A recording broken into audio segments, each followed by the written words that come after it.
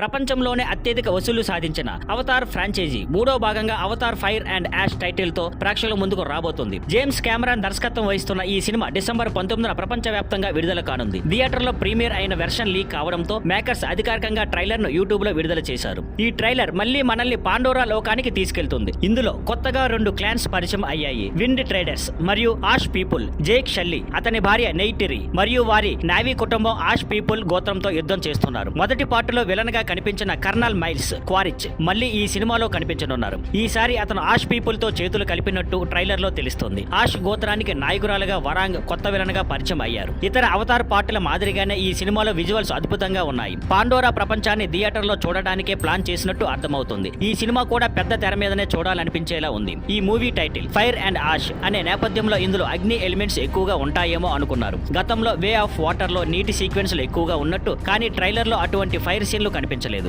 అంతేగాక ట్రైలర్ చూస్తే రెండో పార్టును గుర్తు చేసేలా అనిపిస్తుంది. అయినా జేమ్స్ కెమెరాన్ మనకు ఏమి చూపించబోతున్నాడో మనం థియేటర్లోనే చూడాల్సిందే. అవతార్ ఇప్పటికీ ప్రపంచంలోనే అత్యధిక వసూలు సాధించిన సినిమా కాగా అవతార్ 2 3వ స్థానంలో ఉంది. ఇప్పుడు అవతార్ 3 ఏ రేంజ్ లో హిట్ అవుతుందో చూడాలి.